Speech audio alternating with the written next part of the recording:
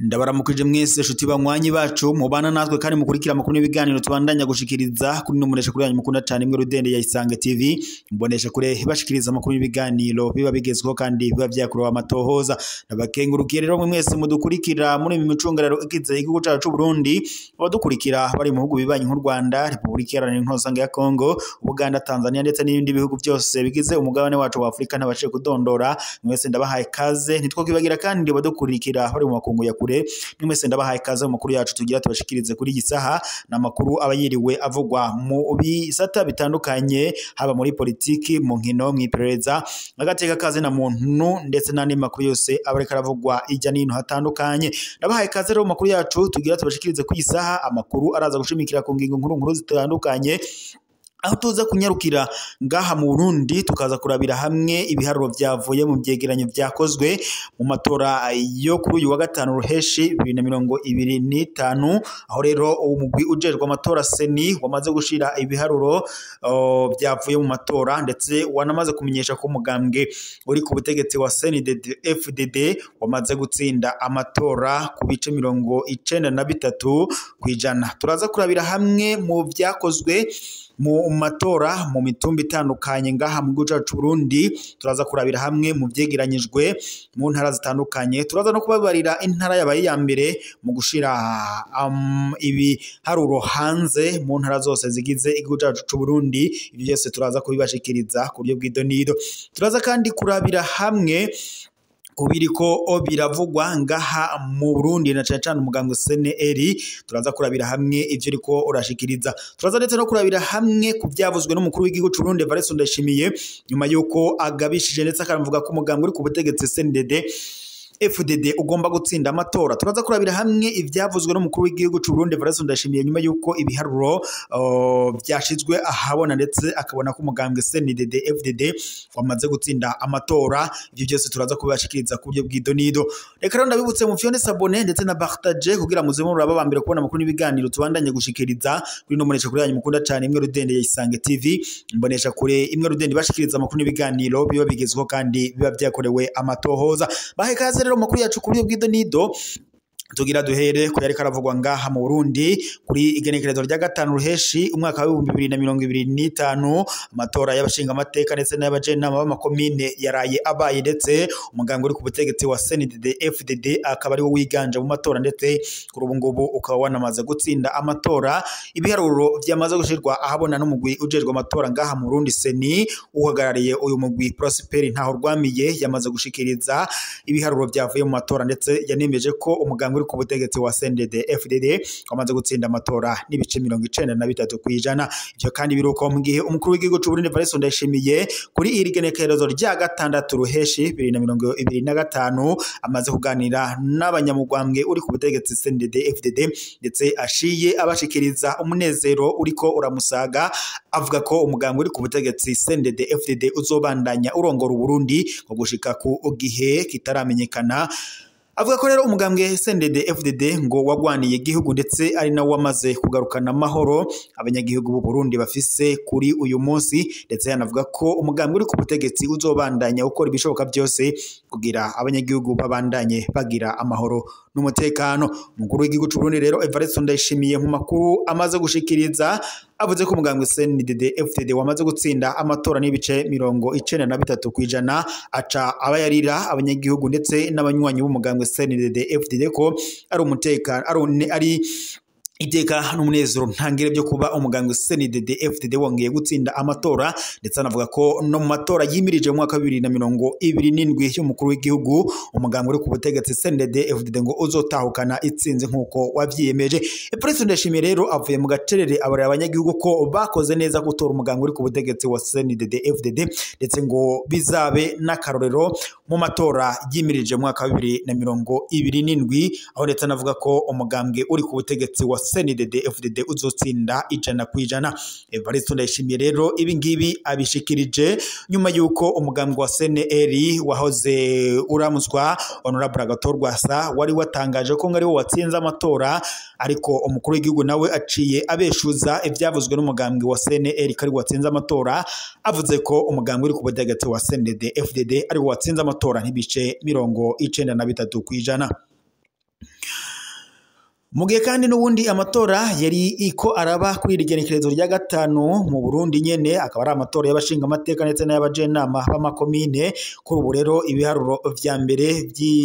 vyavuye mu matora byatanguye kumenyekana nkuko twariko turabashikiriza. Gusa kuri iyi saha reka tubashikirize intara yabaye ya mbere gushira ivyegeranyo hanze. Ibiharuro byabashizwe hanze rero nuko umugambwe uri ku butegetsi CNDD-FDD ari watsinze amatora no mu ntara zitandukanye rero nko muri intara ya Gitega ari nayo irimwo umugwa mukuru wa politiki y'u Burundi. Kuri ubu rero umugambwe CNDD-FDD wamaze gutsinda amatora n'ibiharuro n'ibice 95% ukurikiwe n'umugambwe wa Iprona nkuko biriko birashikirizwa. Komine Gishubi y'intara yagutse ya Gitega niyo yabaye iya mbere mu gushikiriza ibiharuro by'ifata kibanza by'ivyavuye mu matora. Muri iyo komine umugambwe CNDD-FDD rero uza ubwa mbere n'amajwi arenga 95% ugakurikirwa n'umugambwe Iprona ufise amajwi arenga gato 2%.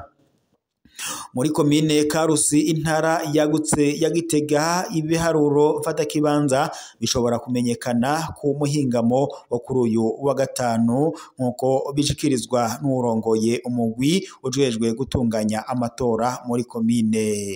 komine Sesi Karusi nkuko bishikirizwa.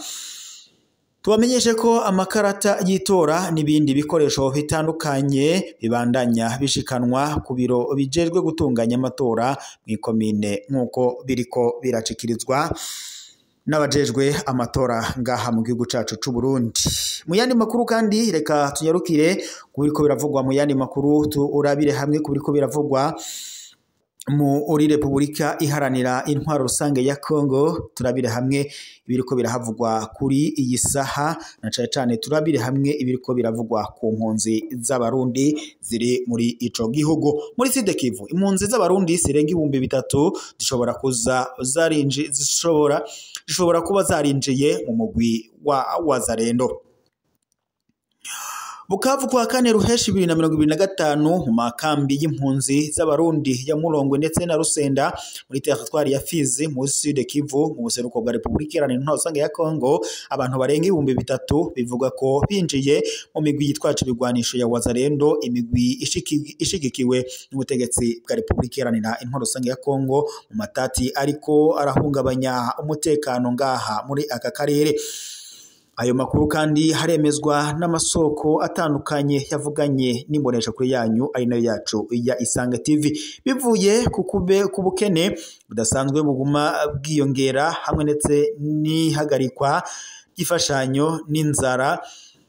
bimaze amezi menshi, impunzi zibiri z'abarundi zoba zaciye zinjira muri iyo migwi yitwaje ibigwanisho, bamwe mbere ngo baraja mu ntambara zo kugwanya abanywanyi b'umugwi witwaje ibigwanisho wa M23. HCR ntiduha imaze amezi 6 itaduha ifashanyo y'ibifungurwa. Nkoze ku mugozi wisuzuma wa Wazalendo Ibaraka dashobora kuronka gushika ku bihumbi 10 by'amarundi ku munsi. Biraruta rero ngo kuguma mwikambi ukwicirwa yo n'inzara, niko umwe mu mpunzi z'abarundi yamaze kwifatanya na Wazalendo ashikiriza. Abarwanyi